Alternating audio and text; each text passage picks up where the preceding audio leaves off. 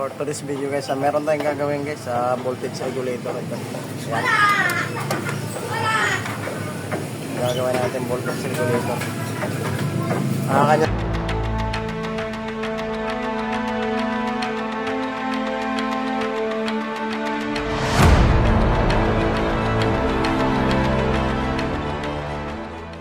For today's video guys, meron tayong gagawin guys sa voltage regulator ito. Yan. Gagawin natin voltage regulator. Kanyang sira nito guys, pumuputok yung kanyang fuse. Yan, at ito trouble natin. Ito guys, maganda kasi yung mga ganitong voltage regulator na to, yung malalong may mga ganito. Magandang klase kasi ito guys. Yan, magandang klase kasi ito yung voltage regulator na ganito. Kasi may sarili na siyang ano guys ito. Yan, may sarili na siyang ganito. Yan. So guys, gagawin natin. Ito kasi yung 110 niya, nawawala rin yung kanyang 110. Yan.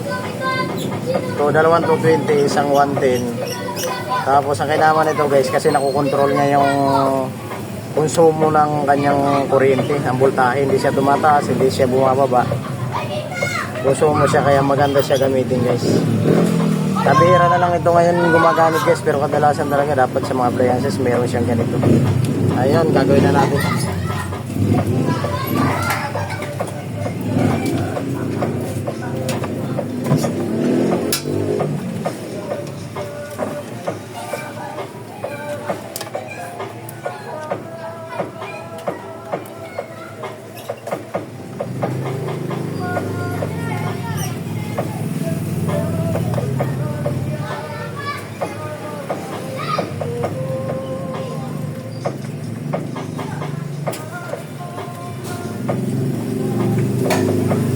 Sa mga may ibang sa may ibang appliances, maganda 'to gamitin.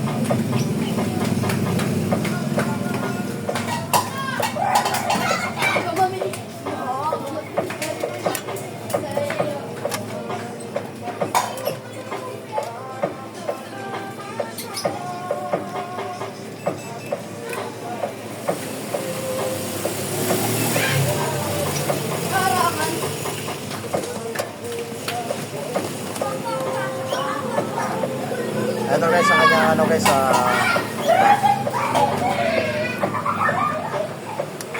output meter niya guys, power 110, 220, 220. Easy out niya guys. Model SBC 1000 Samun automatic voltage regulator. Ang naman lang nito guys, automatic siya pag mataas yung kanyang load na kuryente.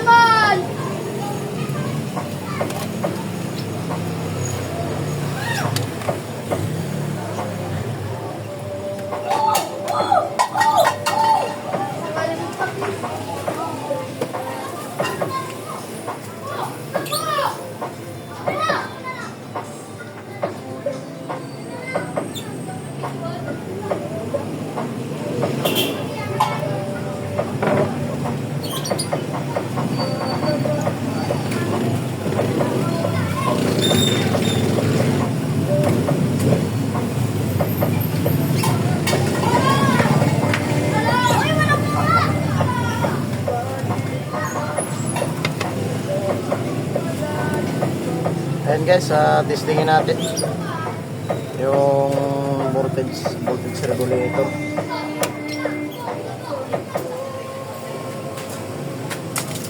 Testingin natin guys.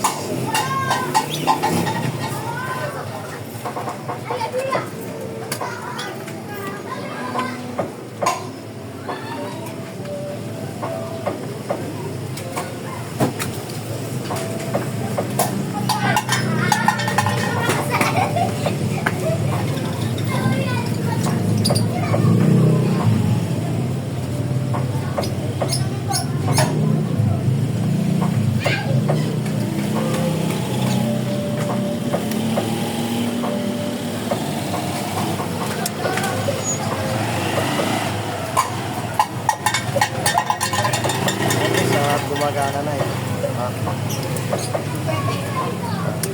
Gumagana na siya. Check voltage lang tayo guys.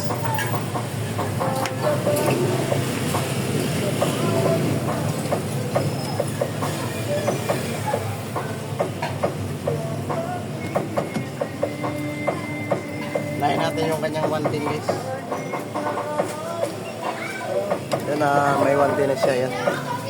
Nakita nyo 110. Yan 110 guys.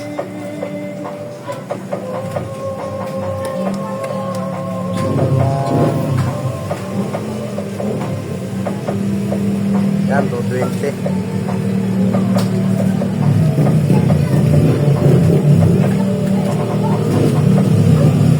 Yan 220 din guys. Kaya so okay na yung voltage regulator natin guys. Good sa good sa okay na siya.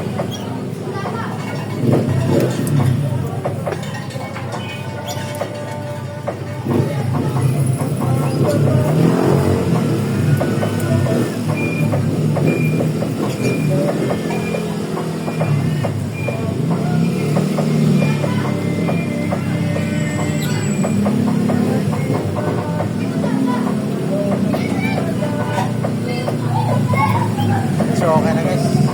Salamat sa nanonood.